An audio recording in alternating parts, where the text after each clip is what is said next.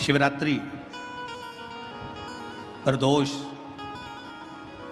सोमवार की अष्टमी, श्रावण, भादो, कुंवार, कार्तिक, चातुर्मास, ये जितने भी बड़े बड़े व्रत साधन जो आते हैं, इन साधनों में मनुष्य तो व्रत करता ही है, संत, साधु, सन्यासी, तपस्वी तो साधना करते ही हैं, पर साथ में मान लो कोई श्वान है, कुत्ता है, कोई जीव है, कोई जंतु है, और मालूम पड़े कि आज शिवरात्रि का दिन है या प्रदोष का दिन है या सोमवार का दिन है, और वो सुबह से उसको कुछ भी खाने नहीं मिला, भूखा है, प्यासा है, उसको कुछ मिल ही नहीं रहा, उसको कुछ प्राप्त ही नहीं हुआ। शिव जी कहते हैं, पार्वती मान लो अगर प्रदोष का दिन है और कोई पशु को अगर कुछ मिला नहीं है, अनायास, शिव तो अनायास कृपा करने वाले हैं। शिवरात्रि की कथा ये कहती है कि एक भील हिरण को मारने के लिए पेड़ पर चढ़ गया, बेलपत्र का पेड़ था, नीचे शंकर का शिवलिंग था, छाजल में जल था, रात भर पानी गिरता रहा, बेलपत्री का पेड़ हिलता रहा, उसमें से पत्ते नीचे गिरते रहे, और प्रातः में शिव जी प्रकट होकर उस भील पर करुणा कर देते। ये तो शिव कथा तो अनायास कृपा करने वाली है, अचानक करुणा करने वाली है, अचानक दया करने वाली। कोई पशु है, कोई पक्षी है, कोई जलचर है, कोई थलचर है, कोई वायुचर है, कोई ऐसे जीव हैं जो तिथि पर मान लो भूखे हैं, प्यासे हैं, शिव कहते हैं, पार्वती जितना मनुष्य को व्रत का फल प्राप्त होता है, शिव कहते हैं उससे 4 गुना ज्यादा फल मैं पशुओं और पक्षियों को भी प्रदान कर देता हूं, उससे 4 गुना ज्यादा।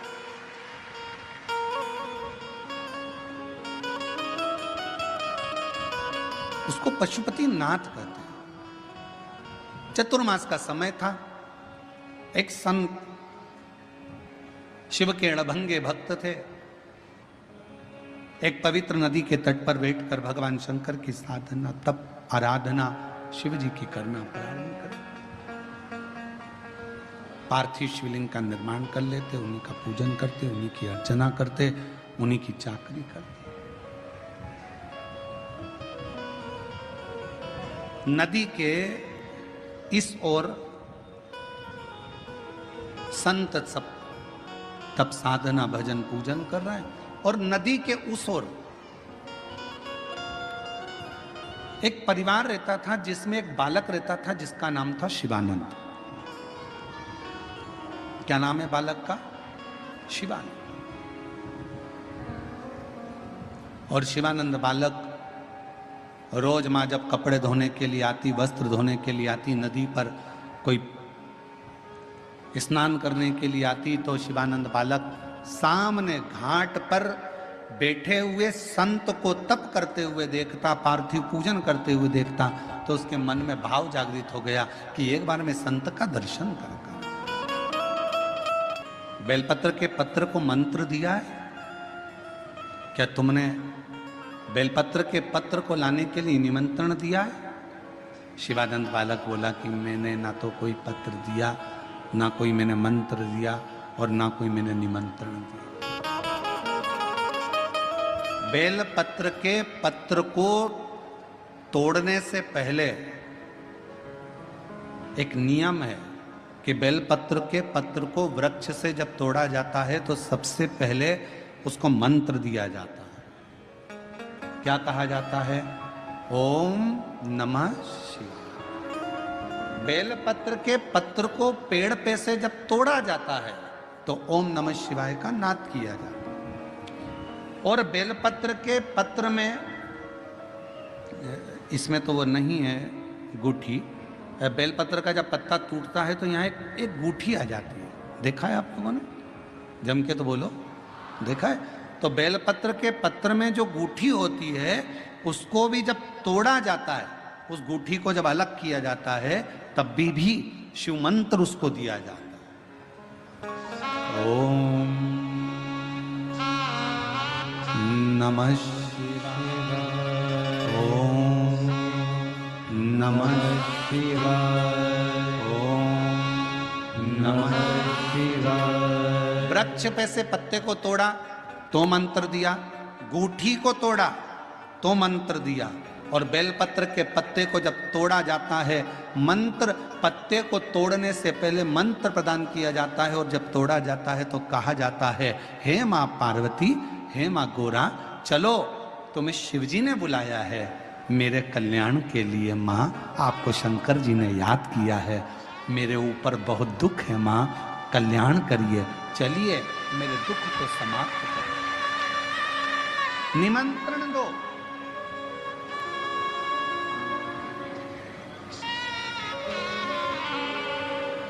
पहले नंबर पर क्या देना है बेलपत्र के पत्र को तोड़ने से पहले? जम के बोलो, मंत्र। दूसरे नंबर पर क्या देना है बेलपत्र के पत्र को चलने का? जम के बोलो, निमंत्रण। मां पार्वती जी से कहो, हे मां गोरा, हे मां पार्वती, हे मां चलिए आपको शिव जी ने याद किया है। मां, हे मां पार्वती, हे मां गोरा, मेरे कल्याण के लिए, मेरे दुख को दूर करने के लिए, मेरी तकलीफों को हरने के लिए, हे माँ गोरा, मेरे कष्ट को समाप्त करने के लिए, माँ गोरा, मेरा भंडार भरने के लिए आपको शिव जी ने याद किया है, निमंत्रण दो।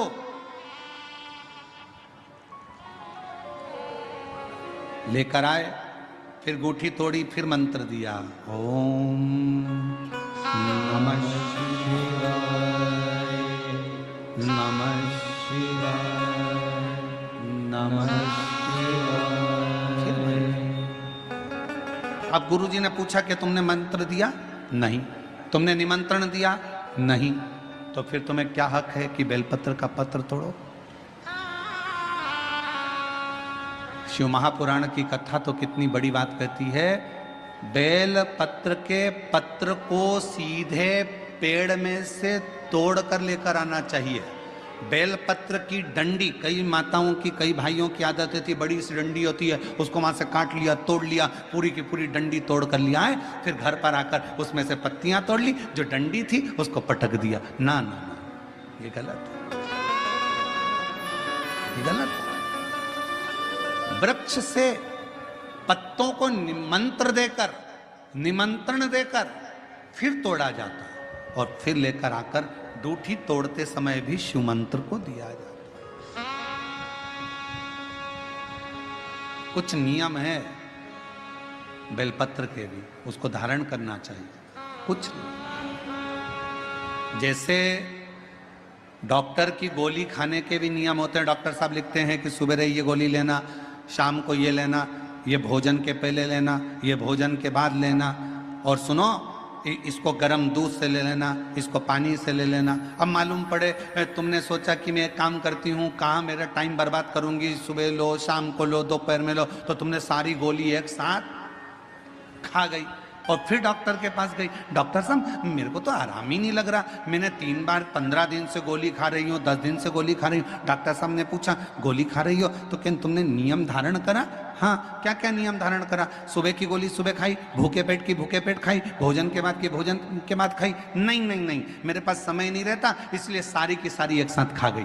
डॉक्टर ने कहा इसीलिए तो दवाई असर नहीं कर रही है। दवाई खाने का भी तरीका होता है, आवाज सेट नहीं है भाई, दवाई खाने का भी तरीका होता है। दवाई को खाने का भी एक तरीका है, उस दवाई को खाओगे आनंद पाओगे, स्वस्थ हो जाओगे, रोग मुक्त हो जाएगा। तो दवाई के खाने का भी तरीका है। उसी तरह गुरु कह रहे हैं, संत ने कहा कि तुमने गलती करी, तुमने करी। पहले मंत्र दो, फिर से बोलो, पहले मंत्र, फिर निमंत्रण, फिर डूठी तोड़ते समय फिर मंत्र, फिर ओम नमः शिवाय, ओम नमः शिवाय, ओम नमः शिवाय। फिर मंत्र के बाद निमंत्रण दो। माँ हे माँ गौरा, साथ में बोलो, हे मां गोरा, हे मां पार्वती, चलिए आपको देव अधिदेव महादेव बुला रहे हैं मेरे दुख को काटने के लिए, कष्ट को मिटाने के लिए, तकलीफों को मिटाने के लिए। मां, आपको शिव ने याद किया है। पत्र लेकर फिर शिव के पास चले। लाखों के दुखड़े जो तू हर गया डमरू वाले, मेरे दुखड़ों को देख कर क्यों डर गया डमरू वाले। चलो मां, क्या तुमने निमंत्रण दिया? नहीं। क्या तुमने मंत्र दिया? नहीं। तब संत को क्रोध आया। संत ने कहा, बेटा ऐ शिवानंद, ऐसे कभी बेलपत्र को लेकर मत आना, ऐसे कभी बेलपत्र को लेकर मत आना, ऐसे कभी बेलपत्र। ठीक है प्रभु, गलती हो गई, क्षमा करिएगा। आप जब कृपा करेंगे, जब दया करेंगे, जब मेरा बाबा करुणा करेगा, दया करेगा, तब मैं फिर पुनः बेलपत्र को लेकर फिर पुनः।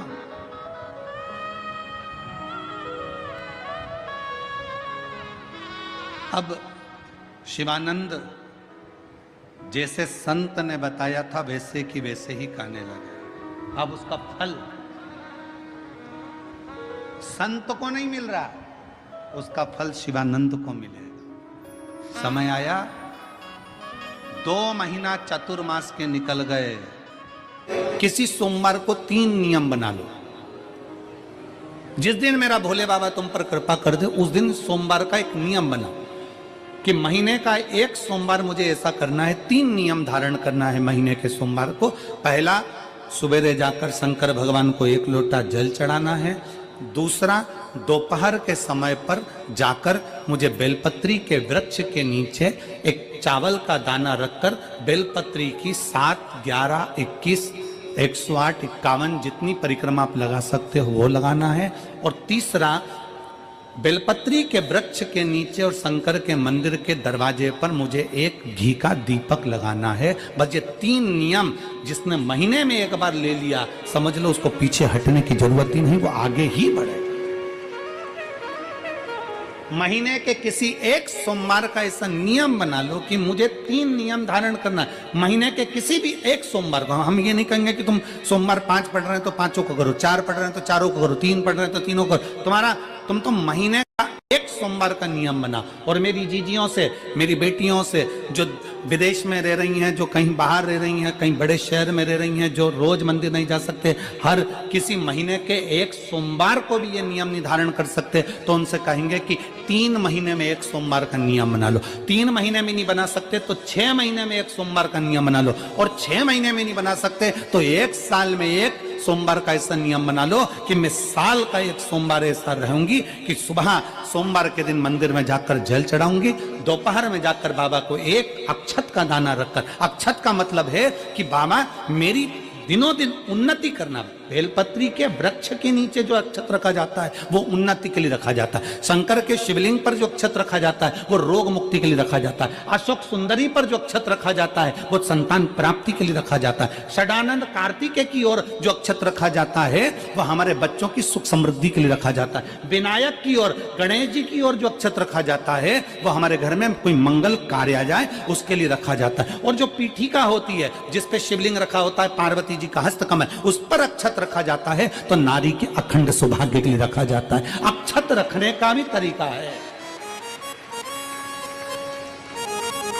एक चावल का दाना कहां रखा जाता है, क्यों रखा जाता है, कैसे रखा। अब कई लोग कहते हैं गुरुजी ये शिव महापुराण में आप ये नियम बताते हो, तरीका बताते हो। हम तो उनसे कहेंगे डॉक्टर के पास जाओगे तो डॉक्टर भी गोली लिखकर ये नहीं कह देगा कि ये सारी गोली एक साथ खा जा।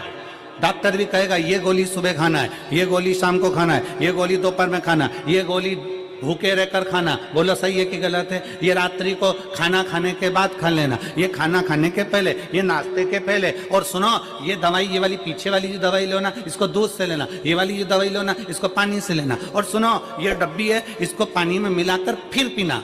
दवाई लेने का भी तरीका है, उसी तरह शिव महापुराण में एक एक अक्षत का भी तरीका है और एक एक बेलपत्री का भी तरीका है। अब मान लो कई लोग कहते हैं गुरुजी आप ये तरीका बताते हो शिव पुराण के माध्यम से, कई लोगों के मन में संशय जागता है, तो अगर हम एक साथ चावल चढ़ा दे तो उसका क्या तरीका है? तो हमारा निवेदन है डॉक्टर जो दवाई ले एक ही बार में निपटा जाए, एक ही बार में खा ले। दवाई एक बार में पूरी खा गए असर नहीं करेगी, इसमें डॉक्टर का कोई दोष नहीं है, उसने तो बताया था ऐसे लेना ऐसे लेना। और तुमने मैं डॉक्टर साहब ने पूछा दवाई पूरी ली, शाम की दवाई भूल गई थी, सवेरे की दवाई भूल गई थी, ये दवाई भूल गई थी। डॉक्टर कहेगा हमने तो नियम बताया था, तुमने नहीं खाई तो असर कहां से करेगी?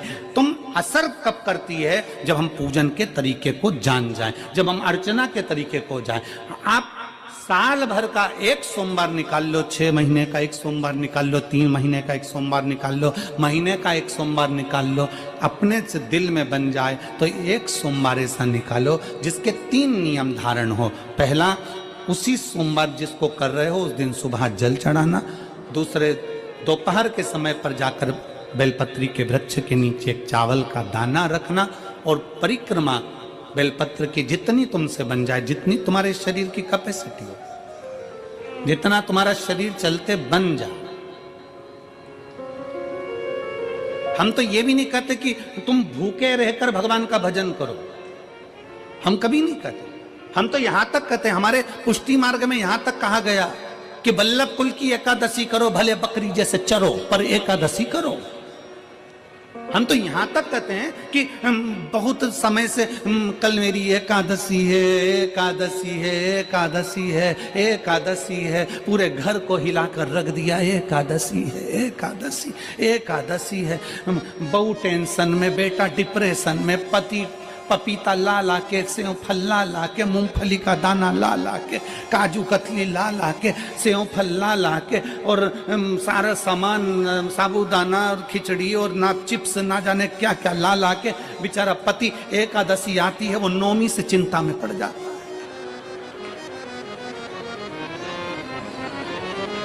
हम तो ये भी नहीं कहते कि तुम व्रत बहुत भारी करो, तुम व्रत उपास भी बहुत बहुत टेंशन वाला करो, ना ना ना।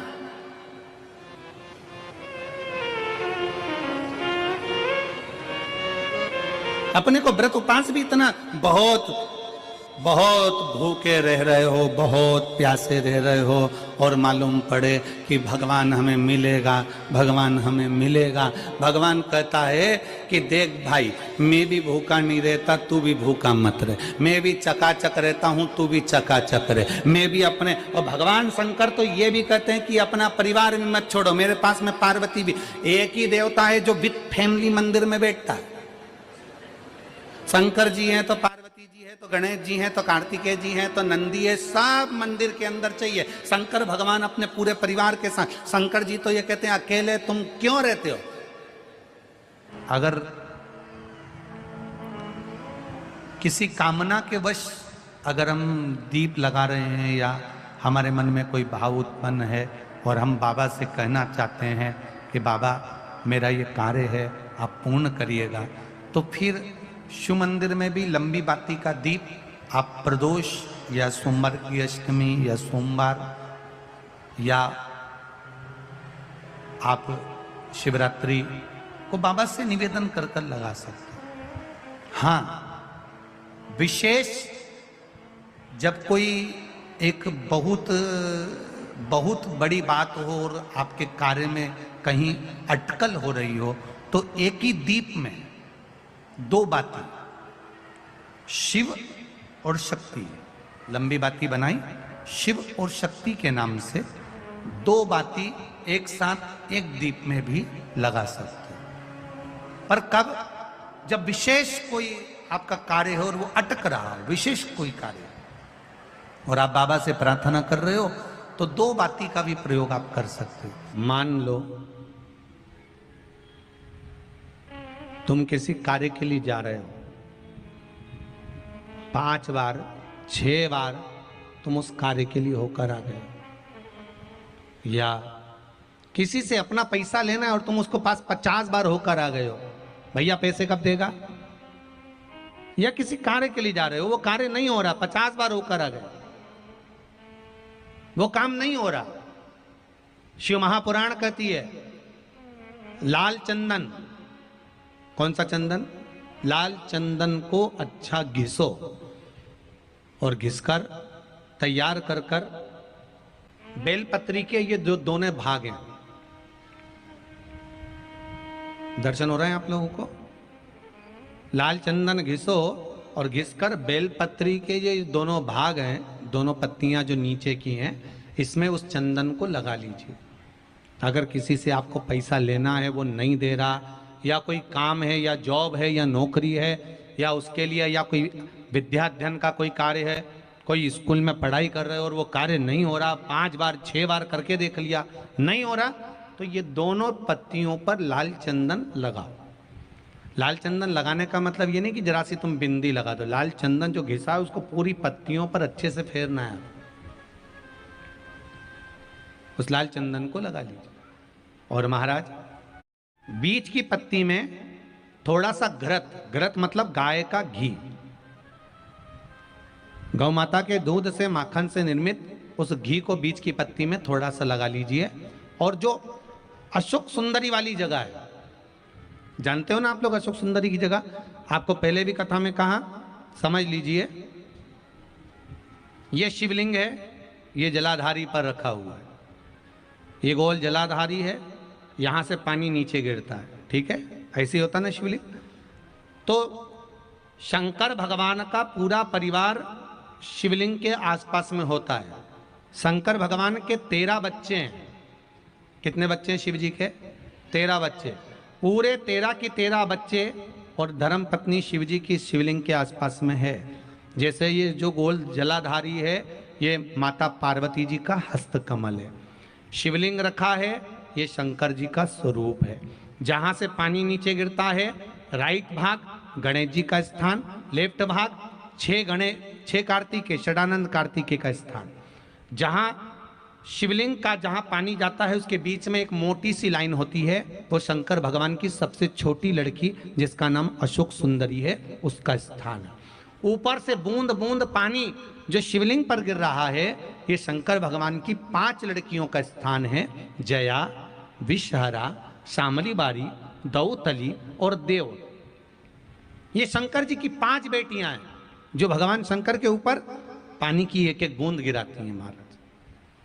तो शिव जी की जो सबसे छोटी लड़की है अशोक सुंदरी, उस अशोक सुंदरी वाली जगह पर इस बेलपत्र को प्रदोष के दिन या सोमवार के दिन आप घी वाली बेलपत्र को अशोक सुंदरी वाली जगह पर रखकर, ये जो चंदन लगी हुई बेलपत्र है, इसका मुख ऐसा सीधा की सीधा रखोगे तो गणेश जी की ओर हो जाएगा, षडानंद कार्तिकेय की ओर हो जाएगा। अपनी कामना कर कर, जिससे धन लेना है, पैसा लेना है, या जो कार्य निकालना है वो नहीं निकल रहा, बहुत प्रयास कर लिया, अदालत में 50 बार हो जाए, काम नहीं हो रहा, तब इस बेलपत्र का प्रयोग करना, बाबा से विनती करना और विनती कर कर वापिस सजाना। केवल 2 प्रदोष या 2 सोमवार कर लीजिए, बाबा आपकी मनोकामना पूर्ण कर देगा। उस बेलपत्र का सुख प्राप्त हो जाए। बेलपत्र पर इतना याद रखना, जो चंदन लगा हुआ भाग है वो नीचे होना चाहिए, अशोक सुंदरी की ओर। घृत का भाग अशोक सुंदरी की ओर होना चाहिए, नीचे की ओर, नहीं तो मालूम पड़े तुम ऊपर उल्टा रख दो उसको।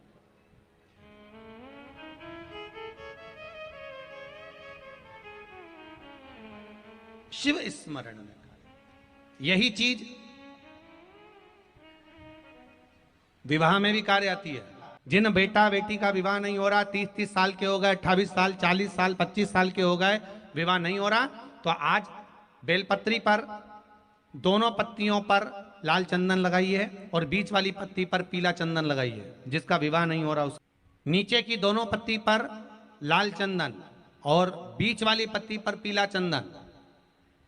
महाराज, पीला चंदन लगाने के बाद में जो लाल चंदन है, उस लाल चंदन से 7 बिंदी पीले चंदन वाली पत्ती पर लगवा दीजिए। जिस लड़का लड़की का विवाह नहीं हो रहा, उससे लाल चंदन की 7 बिंदी लगवा दीजिए और लगवा कर जहां पर अशोक सुंदरी का स्थान है, वहां पर उस बेलपत्री को उसका नाम और गोत्र बोलकर, जिस व्यक्ति का विवाह नहीं हो रहा, नाम और गोत्र बोलकर आज रात्रि के समय पर या आज शाम के समय पर उस बेलपत्र को भगवान शंकर की अशोक सुंदरी की जगह पर चढ़ा दो और बाबा से विनती कर लो, बाबा मेरा मंगल विवाह हो, ऐसा निवेदन कर लो। 3 महीने के अंदर विवाह पक्का, भगवान विवाह पक्का करा ही दे। जिसका विवाह नहीं हो शादी मानो। बेलपत्री का प्रयोग,